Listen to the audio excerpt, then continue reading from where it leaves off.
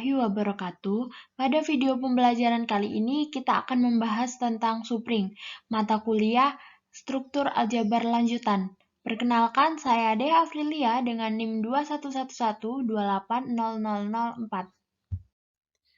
Berdasarkan definisi 4.1, misalkan R tambah dan kali adalah suatu ring, dengan S tidak sama dengan himpunan kosong adalah himpunan bagian dari R, atau S himpunan bagian dari R, bila operasi yang sama dengan S tambah dan kali membentuk suatu ring, maka S disebut supring dari R. Selanjutnya yaitu teorema 4.1. Misalkan S himpunan tak kosong dalam ring atau R tambah dan kali. Himpunan S merupakan supring dari R. Jika dan hanya jika untuk setiap A, B elemen S berlaku A plus min B elemen S dan A kali B elemen S atau operasi penjumlahan dan perkalian. Pembuktiannya yaitu diasumsikan bahwa S adalah supring dari ring R.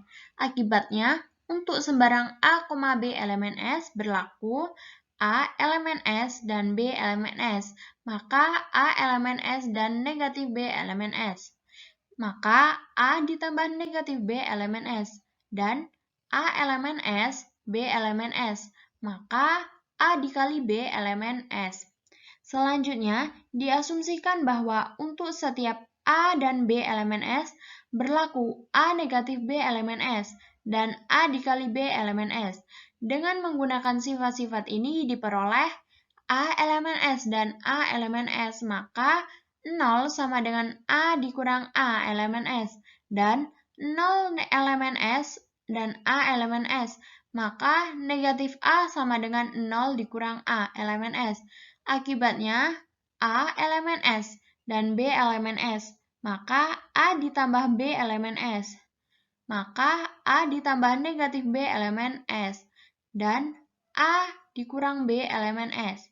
Dan dari asumsi A elemen S dan B elemen S, maka A dikali B elemen S. Jadi, S tertutup terhadap operasi penjumlahan dan perkalian. Terdapat elemen netral atau nol di dalam S, dan setiap elemen di dalam S mempunyai elemen negatifnya di dalam S.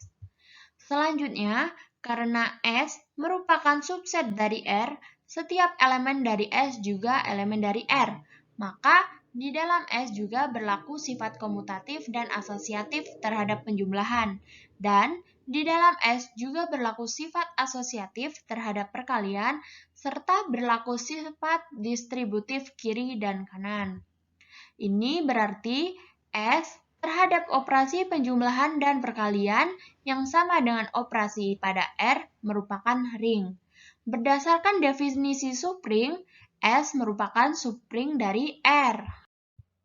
Dari definisi supring, dapat disimpulkan bahwa suatu himpunan bagian dari suatu ring R tambah dan kali merupakan ring jika yang pertama terhadap penjumlahan, S tambah juga merupakan grup abelian.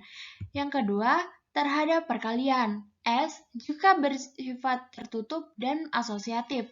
Untuk asosiatif yakni S1 dikali S2 dalam kurung dikali S3 sama dengan S1 dikali S2 dikali S3 dalam kurung. Untuk setiap S1, S2, dan S3 elemen S. Yang ketiga, terhadap keduanya, penjumlahan dan perkalian. S bersifat distributif kiri dan kanan, yakni S1 ditambah S2 dalam kurung dikali S3 sama dengan S1 dikali S3 dalam kurung ditambah S2 dikali S3 dalam kurung. Untuk setiap S1, S2, dan S3 elemen S. S1 dikali S2 ditambah S3 dalam kurung sama dengan S1 dikali S2 dalam kurung ditambah S1 dikali S3 dalam kurung. Untuk setiap S1, S2, dan S3 elemen S. Selanjutnya yaitu teorema 4.2. Jika S dan T merupakan supring dari ring R, maka S irisan T juga supring dari ring R. Pembuktiannya, ambil sembarang A dan B elemen S irisan T, ini berarti A dan B elemen S dan A dan B elemen T. Karena S dan T merupakan subring dari ring R, maka berlaku A min B dan A kali B elemen S, dan A min B dan A kali B elemen T. Akibatnya, A min B dan A dikali B elemen S irisan T. Jadi, S irisan T merupakan subring dari ring R. Selanjutnya yaitu teorema 4.3. Misalkan R, ring dan S himpunan bagian dari R, dan S tidak sama dengan himpunan kosong. S merupakan subring dari R jika dan hanya jika yang pertama A dikali B elemen S, yang kedua A dikali B inverse elemen S untuk setiap A dan B elemen S. Pembuktiannya, diketahui S subring dari R, maka S tertutup terhadap perkalian dan setiap elemen mempunyai inverse terhadap penjumlahan. Jadi, syarat yang pertama dan syarat yang kedua dipenuhi.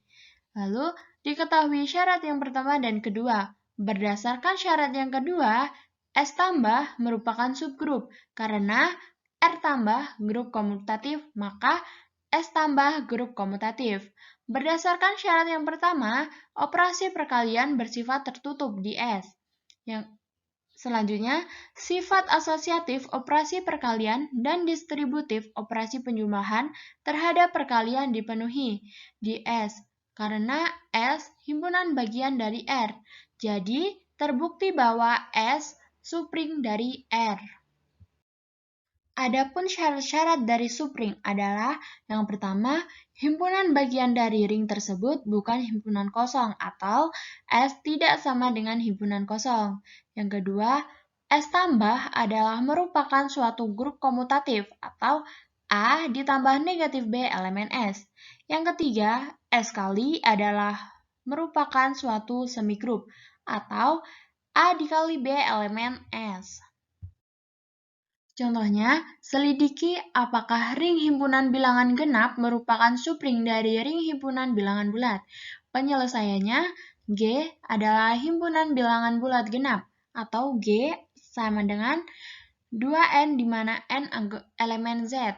Akan dibuktikan G subring dari bilangan bulat jika diambil X1 sama dengan 2N1, di mana N1 elemen Z.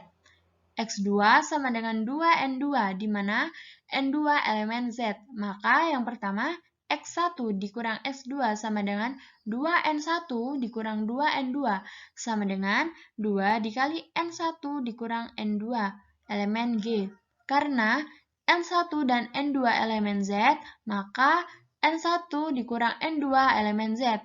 Maka 2 dikali N1 dikurang N2 elemen G. Yang kedua, X1 dikali X2 sama dengan 2N1 dikali 2N2 sama dengan 2 dikali 2N1 dikali N2 elemen G. Karena N1 dan N2 elemen Z, maka N1 N2 elemen Z. Maka 2N1 N2 elemen G. Maka 2 dikali 2N1 N2 elemen G. Karena syarat 1 dan 2 terpenuhi, maka G merupakan subring dari Z. Baiklah, itulah tadi materi subring dalam mata kuliah struktur aljabar lanjutan. Terima kasih telah menyimak video pembelajaran saya. Apabila ada kesalahan, saya mohon maaf. Kepada Allah saya mohon ampun. Saya akhiri. Wassalamualaikum warahmatullahi wabarakatuh.